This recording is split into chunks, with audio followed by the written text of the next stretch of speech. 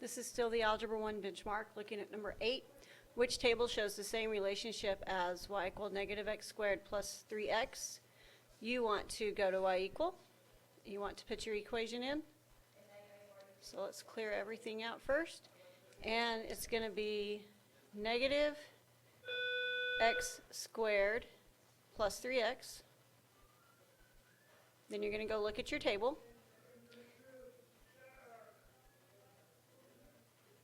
And at negative 2, it's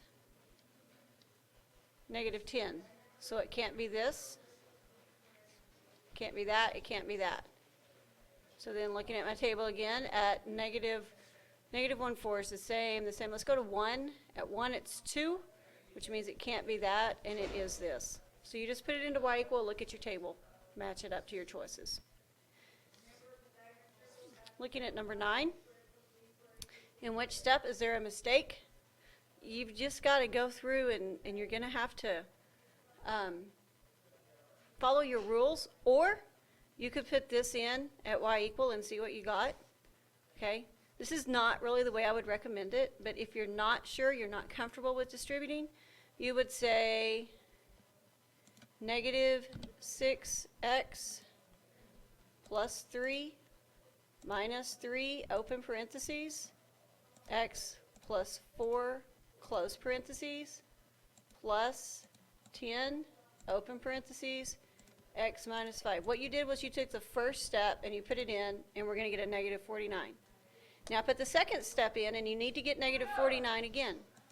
Negative 6x plus 3 minus 3x minus 12 plus 10, open parentheses, x minus 5, close parentheses, enter, and we still get negative 49, so we know that step 2 is correct.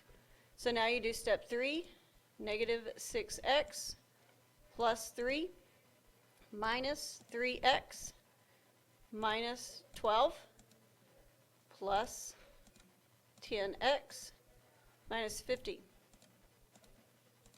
And we still get negative 49, so step 3 should be correct. So now you do step 4, which is step 7x minus 41, and we get 29, which is not the same thing as the others, and so that means that this is where your mistake is, and so it's D, step 4. Most of these problems, you can let the calculator do the work for you. Number 10, the value of y varies directly with x, which function represents the relationship between x and y if y equal 20 over 3 when x equal 30.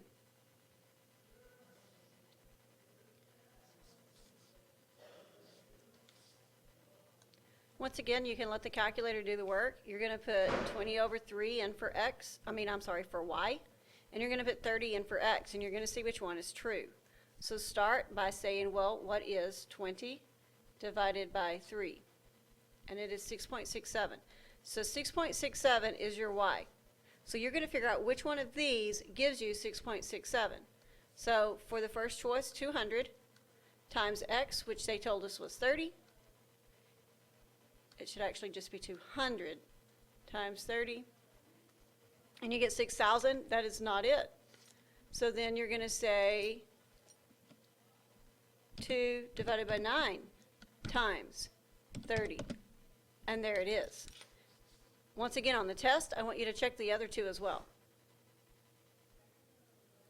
Number 11, they give you a table and they want to know which one could describe this function. Well, first of all, let's look at the table, because my keyword here is we're talking either increasing or decreasing. I like to narrow it down to a 50-50 shot if I can. My numbers are getting bigger. That means that they're increasing, so it cannot be C or D. Now, to me, the 3850 is easier to work with than a percentage. So let's just look and see, is it going up 3850 every year? And the way I would do that is I would actually take year 5 minus year 4. So 156,047 minus 151,871, and I get 4176. That is not 3850, so I have ruled this out, which means this is my answer. You will have some problems with the way you find the solution is you rule out everything else. Number 12, there are 9 books on a shelf. The thickness of each book is either 1 inch or 2 inches. The height of the stack of books, of 9 books, is 14 inches. Which system of equations can be used? Okay, when you're doing a system of equations, you got to look at what you're talking about, okay? And we have 9 books, and they're either 1 inch or 2 inch. Well, I know that the y goes with 2 because they're closest together. Okay, so 2 and y have to go together. And then the 1 inch, okay, is closest to x, and so the 1 and the x have to go together. So the 2 things I'm talking about are x and y. How many books are there? 9. So x plus y has to equal 9. So that's out. That's out. That's good. That's good. I also figured out that 1 has to be with x, 2 has to be with y. 1 is with x, 2 is with y. 2 is with x, 1 is with y. Bam, there's your answer.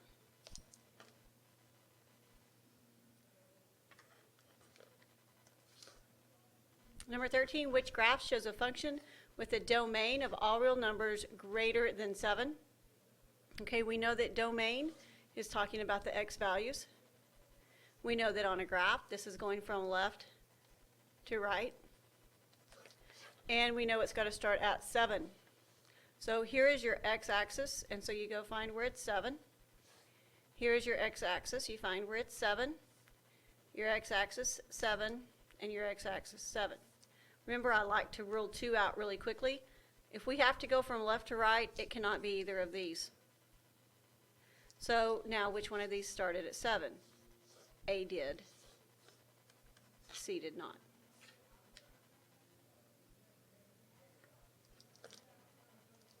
Looking at number 14, students at a school will sell hats to raise money.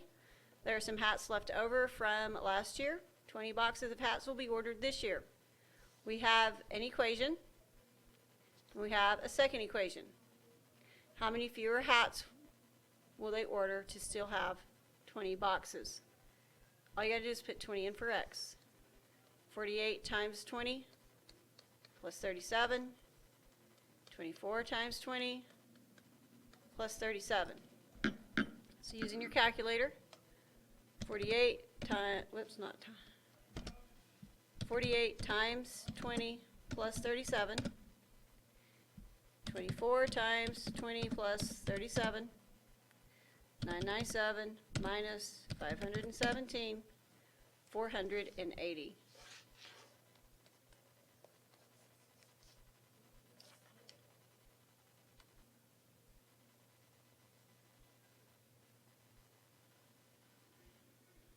Number 15, what is the solution set for the quadratic equation?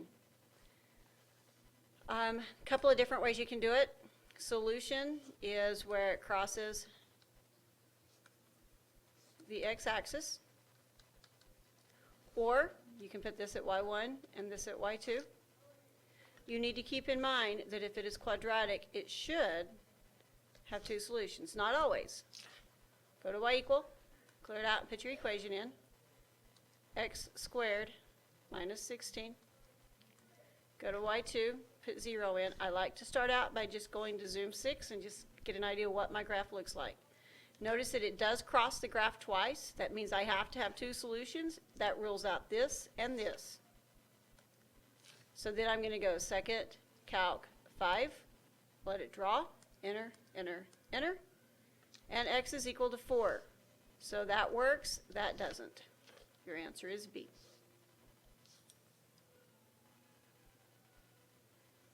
Get at number 16. A painter charges $35 per hour for labor plus $40 for a ladder rental when he paints a house. $35 per hour would be written 35H. Plus would be written a plus sign 40. Okay? The total charge to paint a customer's house was $950, so equals $950. How many hours did he spend? So then you would go to y equal, and at y1, you would say 35x plus 40. At y2, you would say 950. And you would go second, calc 5, let it draw. Enter, enter, enter. And if you get an error, that means you need to zoom out. So zoom 3, enter, let it draw. Still can't see the second line, enter, let it draw again. I would probably do it one more time. And let's try it again now. Second, calc 5, let it draw. Enter, enter, enter. 26. 26 is not there. That's not an actual answer very often that they use not here, but it works for this one. Looking at number 17, slope and y-intercept of the graph were changed to make the graph G as shown below. Which statement describes the changes that were made to the graph? Okay, so we went from down to the right to up to the right. Down to the right was a negative slope, up to the right is a positive slope.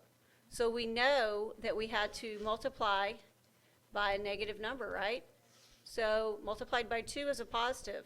Slope multiplied by negative 1/2 maybe, negative 2 maybe, 1/2 no, because it's positive. Look at your y-intercept. For the original one it was 3. For the new one it is negative 2. So we went down, just count. 1, 2, 3, 4, 5. We went down 5 for your y-intercept. So was it increased by 5? No. Was it decreased by 5? Yes. So once again, you found the answer by ruling out the things that were incorrect.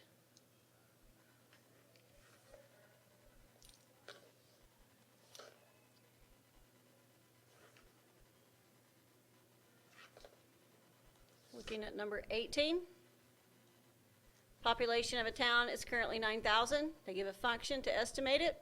Based on the function, which statement is true? It is increasing. Is it going up? Yes, because of the plus. A constant rate, is it going up the same amount every time? When you have a squared, it's probably not going to be constant. Okay? Population of a town will reach between 10,000, will reach 10,000 between 11 and 12. Just go look at your calculator. So clear it out. And we're going to say 9,000 plus 8 x squared. Go to your table. We're looking between 11 and 12 years. So at 11 years, it's 9968, and at 12, it's 10,152. So does it reach 10,000 between those two? Yes, it does. So there's your answer.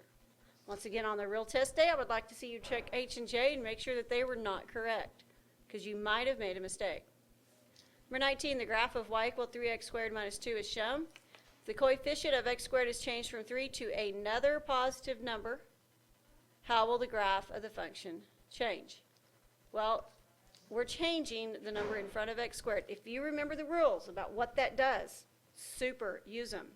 If you don't, try something. Try y is equal to 1x squared minus 2, because that's another positive number. Y is equal to 5x squared minus 2. And see what it does on your calculator. Okay?